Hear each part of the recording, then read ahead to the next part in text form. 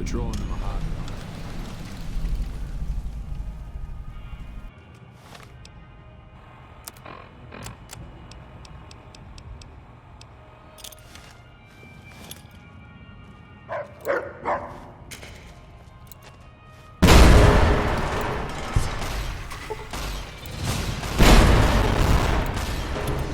Maybe I should have stayed back. What have you...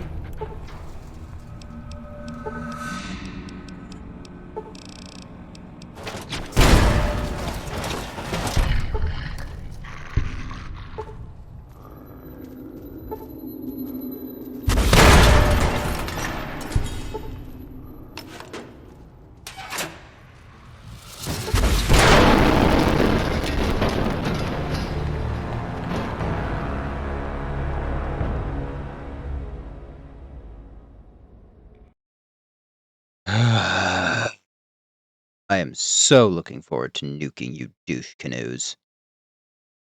Hello, my dear viewers. I am the Hearth Guy, and I'm back to my trademark series of rambling tour guides to various video game settings. And at this point, if you don't get why calling them tour guides is funny, then you are in just the right place. Because here we give conversational overviews of various parts of a given setting or world. This, of course, mostly means factions or nations and their histories, influence in the story, potential or lack thereof, and their lasting impacts. In short, I'm going to ramble for a bit about different groups in video games, and you'll either use me as a podcast, fall asleep to my soothing voice, or God forbid you might actually learn something. So let's get into it. It being the scorched hellscape that is modern-day Las Vegas. Oh, wait, never mind, the crime rate is a bit low. This must be New Vegas. I think it's a fair assumption if you chose to watch this video that you know the basic premise of Fallout as a franchise. Some person curb-stomped a butterfly, something about an elder god, human history diverged a bit, and we blew ourselves up in the year 2077 because China and America forgot what the term Cold War meant. I refuse to take the TV show's answer for who dropped the bombs as canon until we get absolute confirmation, and even then, I'll probably do the tried and true method of flipping off Bethesda and Todd Howard and playing Fallout New Vegas another 600 hours. My inane rambling aside, with the next season of the Fallout show evidently heading towards the Mojave Wasteland while possibly crapping on the legacy of New Vegas depending on how they choose to treat it, why don't we take a good look at the primary groups and events of Fallout New Vegas? You know, make sure we're all on the same page with the material just in case Bethesda isn't. Oh, who am I kidding? The Brotherhood of Steel is probably going to roll up with a Megazord to conquer Vegas because they're Howard's pet faction. But here at the Hearth, we remember the good old days, when the Brotherhood was a pack of veritable rat men living in the dirt because they got punked by a lesser version of the US that was born in California of all places. No wonder it became such a mess. That lesser US is, of course, the New California Republic, or NCR for short, whose motto might as well be Manifest Incompetence, and it is still one of the most successful attempts at civilization since mankind tipped over the Jenga Tower, which is, not saying much. Founded in 2189 in the city of Shady Sands, the New California Republic traces itself further back to before the Great War in Vault 15, where a bunch of people of various and conflicting religions and beliefs were shoved in as a part of a social experiment by Vault Tech, the harbingers of every poor decision. Several people left the Vault and founded Shady Sands, which eventually began trading with its neighbors and formed an official unified state with its sister city of Junktown following the events of Fallout 1. This state of Shady would be the first of 5 to become the foundations of the NCR in 2198, when the Republic was formally voted into existence with Shady Sands made its capital, and Aradesh, leader of the city, as its first president. The other states were the states of Los Angeles, Maxon, Hub, and Dayglow, all centered around major cities in the region. However, we should not conflate the NCR for the structure of the USA. The US is, technically, using all the labels, a federal constitutional democratic republic, and largely by definition, the NCR is the same, except for a few key and damaging differences. In the NCR, people will vote for representatives who in turn vote for the president within Congress and make all the laws. The problem, naturally, is that the executive is reliant to the Congress wholly for its leadership, and though the people may vote for the representatives, I think we can all say that the representatives don't always work for the people. Aradesh was voted in because of his overwhelming popularity. Denying him would have been a poor decision, but after Aradesh up and vanished, his daughter Tandy was elected as president and lasted for the next 10 terms. 52 years of the same administration, and one would easily argue it was a success. Over the following years, the NCR expanded exponentially, eventually with 700,000 citizens and expanding to the north and south of California territory, all with a currency backed by gold. She rebuilt old pre-war buildings, expanded agricultural gains, while limiting the amount of farmland and Brahmin a single person could control. Which is a nightmarish idea for me, because Brahmins scare me to an irrational degree. However, we should not pretend that Tandy was some savior of the wastelands. Influential and beneficial, sure, but she had skeletons of her own. Her ideals were heavily skewed by pragmatism and a desire to expand the NCR even to regions hostile to it, like Vault City, which she bullied with help from New Reno, a den of depravity worse than New Vegas. Similarly, the NCR pressured the city of Redding due to its abundance of gold into joining them. Just because her expansionism was quote-unquote peaceful doesn't mean it was any less obtrusive, and when the NCR went to war with the remnants of the Enclave after the events of Fallout 2, the acquisition of Enclave technology would further allow them to develop into something far closer to a pre-war society. Not to mention the habit of hunting down former Enclave civilians, and in most cases the Great Khans, for the crime of existing. Admittedly, early on, the Great Khans blurred the line between a genuine tribe and a raider gang, but at a certain point, the Great Khans stopped being like that by the time New Vegas began, and have become regularly pushed out of their homes and land by the NCR due to refusal to comply with their way of life. This continued trend is the lesson Tandy left for the NCR when she died. That for the NCR to prosper, it must continue to expand, continue to grow and take. It became expected of each successive president to take land, as militaristic expansion became the heart and soul of the Republic, to the point that it became more and more dependent on it.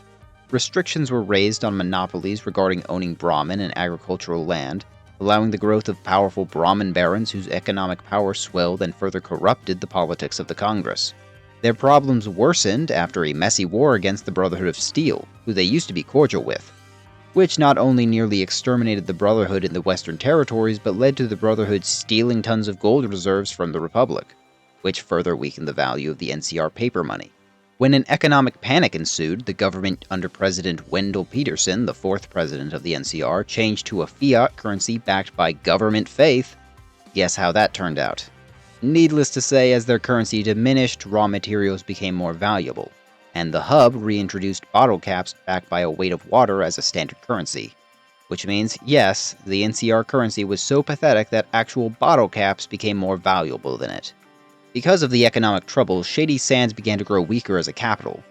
That, and through the discovery of New Vegas and the encounter with Caesar's Legion, an authoritarian military dictatorship that had grown to equal and potentially surpass the size and numbers of the Republic, and most certainly surpass them in conviction. And then they found New Vegas occupied by people they couldn't just threaten into submission, those being Mr. House and the three families, as well as the surrounding occupants of Outer Vegas. NCR was stagnating internally and externally, and the energy from the dam would be invaluable, along with the potential revenue to be found in the region. Expansion had been forcefully stopped, and trust in the government was nearly non-existent, so Mr. House's treaty with them allowed for a moment of respite as NCR moved into Outer Vegas. And of course, this brings us to New Vegas and later the TV show. Spoilers for both, obviously, but the two major points from here are the battles of Hoover Dam and the destruction of Shady Sands. For that first one, the Legion's brutality overcame whatever technological advantage the NCR had, forcing them to use trickery and to blow up a city filled with dynamite. The NCR ultimately won the battle, and due to their recent treaty with the Desert Rangers, their military had a helpful boost of specialized recruits to help hold the dam, but as anyone who has even heard of Fallout New Vegas will tell you, that's just the preamble to the longer war in the Mojave. Regardless of how the events of New Vegas play out, a nuclear bomb is detonated in Shady Sands shortly following the Second Battle of Hoover Dam, causing lawlessness and societal regression across the state of Los Angeles and parts of Shady. We don't know the status of the Republic yet outside those regions, but I have my reasons to believe that no matter what happens, the NCR's days are numbered, even should they secure the Mojave, and even if the loss of their capital doesn't choke out the last remaining breath in the bear. Let's put aside the moral merits of whether the NCR is better than the other options, because those options are a complete wild card, a frat house turned into an army, and Elon Musk's reanimated frozen head. Or Jeff Bezos, or whatever billionaire people are mad at this week. Despite all its flaws, the new California Republic at least carries within itself the capacity for change, betterment, and the development of a freer society that will at least attempt to not blow itself up like the last one. The only other options available that may say the same is an independent Vegas, but again, that's a total wild card and we'll get to it another day. Tangent aside, the economic situation of the Republic by the time of New Vegas, and definitely the show, has to be in the gutter, as even in their own territory, people have opted to use independent bottle cap currency rather than their paper money. You'd think securing more gold would solve the issue, but for some reason they don't seem to have done that, keeping the currencies backed by water or the NCR cash. Seemingly, the only thing keeping a semblance of commerce growing rather than stagnating under the barons back west are the rapidly expanding caravan companies like the Crimson Caravan and Van Graff's. But those are filled with corruption and backroom dealings that lead to smaller caravans killed off on the frontier.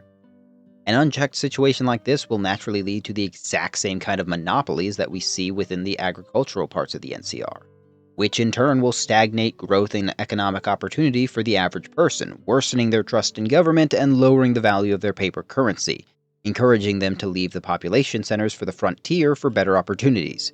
Because surely that can only happen in fiction.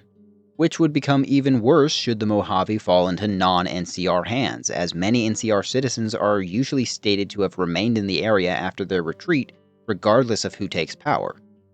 Nowadays, not only has the nearby Quarry Junction become inaccessible due to a small infestation of Satan lizards, but the means to mine it and the labor force doing so are gone. That being, of course, the powder gangers, indentured prisoners who were given dynamite on the regular to help construct railway lines and mine stone. And no one seems to have asked themselves whether doing so was a good idea. As you can imagine, a bunch of disgruntled men armed with dynamite on the frontier, far from NCR power while the military is distracted with the drugged-out nutcases that are the Fiends and the raiding parties of the Legion, are probably going to take the first opportunity they can get. And sure enough, they start blowing up their wardens and took over a swath of territory surrounding the NCR prison where they were kept.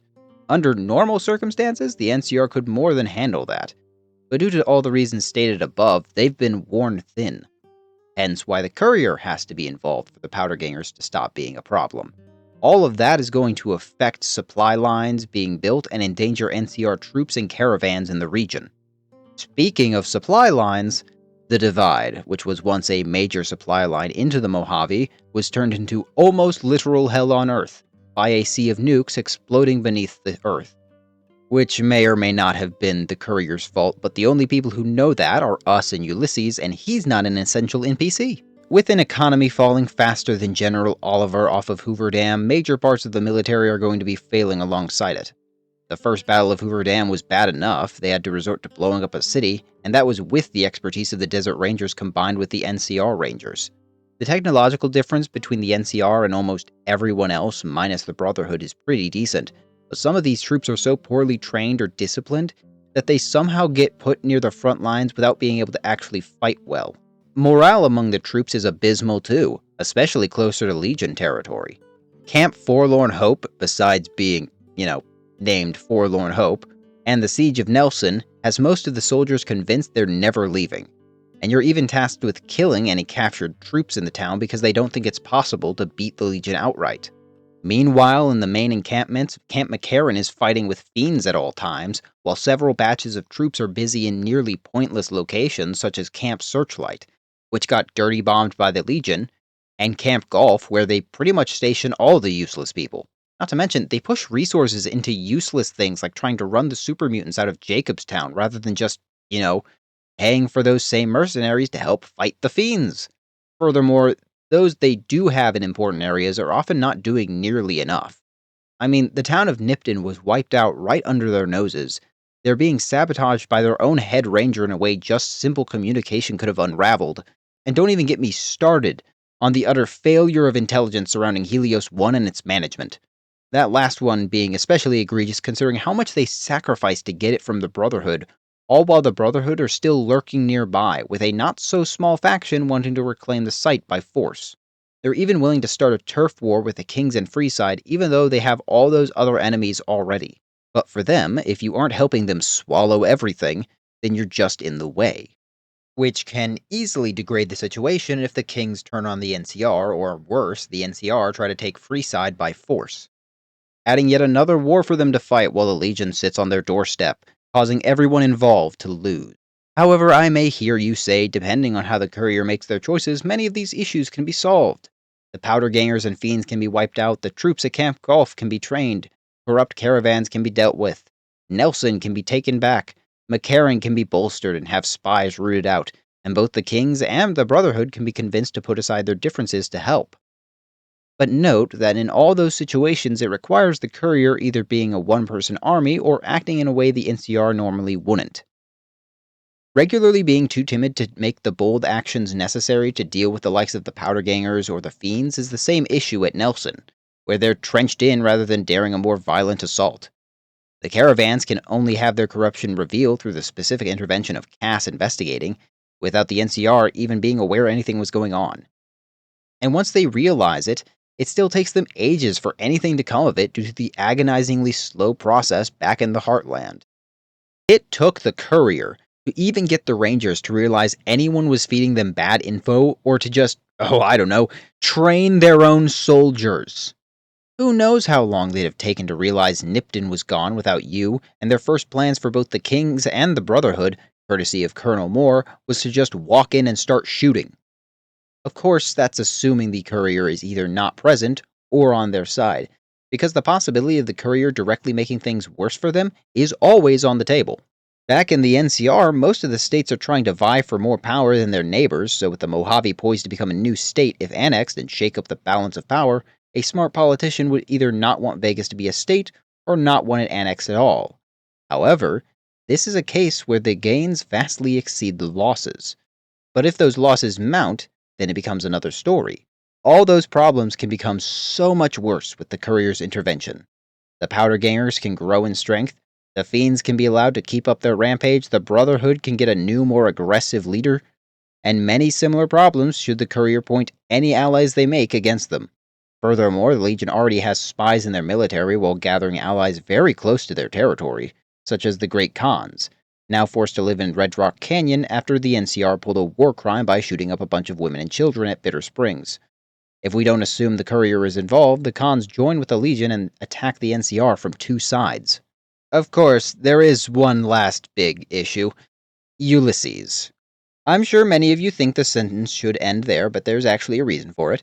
Ulysses' plan, as detailed in Lonesome Road, is to bomb the Long 15, the last major supply line into the Mojave, cutting off the NCR within from receiving or sending out, well, anything. The Long 15 would become an irradiated crater that will suck the life from the Republic back home and abroad. Vegas is a money bag that the NCR desperately craves, and the direct loss of it would be disastrous for its efforts to take control. If the courier never interjects, then this happens. If the courier does interject, then they can still fire the nukes at the Long 15.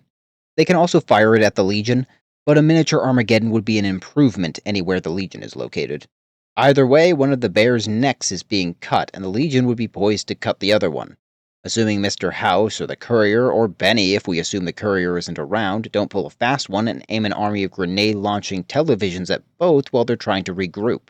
Again, Mr. House dying relies on the courier, because I doubt anyone else would just be allowed to waltz into the Lucky 38 to unplug the man. Which means nothing is rightly stopping House's plans for the Platinum Chip otherwise. Which brings up another thing, the NCR don't even know about the Platinum Chip, or the potential within. Even Caesar had some idea, but they're completely in the dark. So good luck seeing that ambush.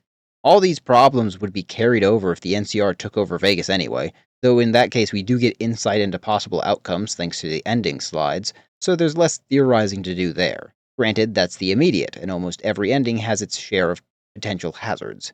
What's to stop the NCR from just trying to repeat the same mistakes over and over after getting Vegas, never learning its lessons until it extends itself into non-existence? Personally, I think losing Vegas would be healthier for the NCR as a whole, since it forced them to gear shift harder than ever, and several ending slides from independent Vegas endings suggest that's what begins to happen back west, where the wasted manpower and time in the Mojave becomes the biggest black eye for the Congress and President Aaron Kimball, who is responsible for spearheading most of the NCR's campaign there. Forced to stop and actually deal in a diplomatic fashion, a real diplomatic fashion, with an economically superior force, could mature the Republic beyond this phase of manifest incompetency. Though I won't hold my breath. But now we cover the big looming problem. Everything I say, both good and bad, could mean nothing at all because of that bomb. Honestly, that's one of the reasons I hate the plot point the most. It utterly undercuts any conversation you could have on the merits of the NCR's ability to survive by just dropping mass death onto the place, making conversations about it less interesting since it's just always hanging there. The loss of Shady Sands and the anarchy that falls over the area surrounding it could mean the certain death of the NCR as a concept, depending on how the writers take it. With the second season of the Fallout show on the way and confirmed to be set in New Vegas, I certainly hope they know how to handle this subject with care because it's a part of the world that means a lot to a lot of people. Setting that aside, though, I feel it's obvious how this can negatively affect the country. Even in the best case scenario, where the NCR secures an alliance with the Brotherhood in the Mojave, are rid of the fiends, cons, and gangers, have gotten House out of the picture, and properly control most of Vegas, this is a practical death sentence by this point. The Republic's overexpansion is a key problem only held up because of the direction from the capital, however messy it is. Upending the power center of the country would throw everything into disarray, allow the barons and states to rapidly expand their influence, and if the Mojave was already a state by then, you'd best believe whoever was controlling it is very likely the most powerful person in the country now. And if it isn't controlled by the NCR, then whatever remains of them are almost certainly holding the NCR's life in the palm of their hand. Right on their border with the resources and likely army to defend themselves, a whole new dynamic would rise in the West with the NCR at the bottom of the pecking order.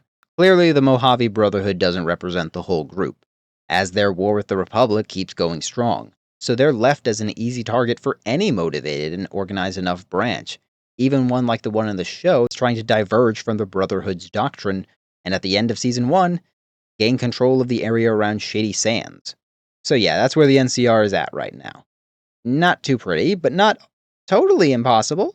If they lost Vegas, then yeah, the NCR is almost certainly doomed to break apart as the remaining states bicker while whatever semblance of unified government flounders.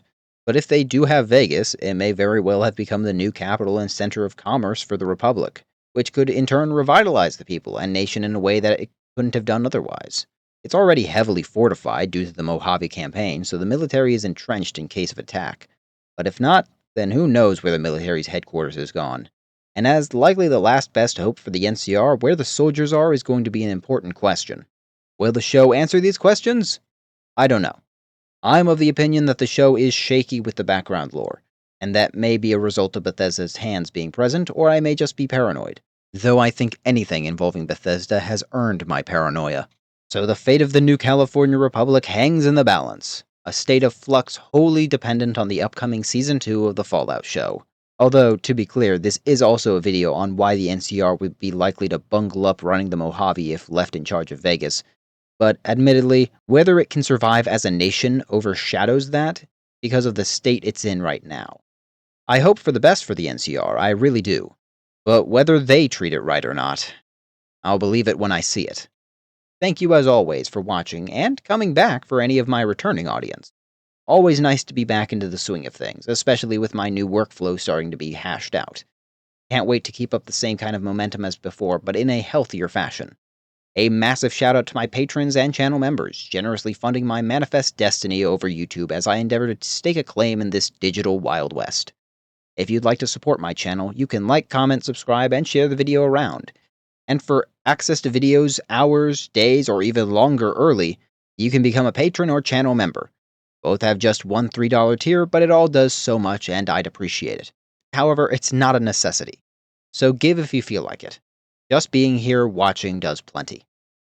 So with that all said and done, I am the Hearth Guy, and I will see you all next time around the hearth. I hate him in his stupid outfit. I'm gonna turn around and he's gonna be sitting there in that stupid robe surrounded by those freaks and shoulder pads while yapping about Highland Dialga or whatever. If his brain tumor doesn't kill him, I swear I'm gonna do it. I'm not even mad about the slavery or the crucifying. That'd be fine, but did they have to be Roman?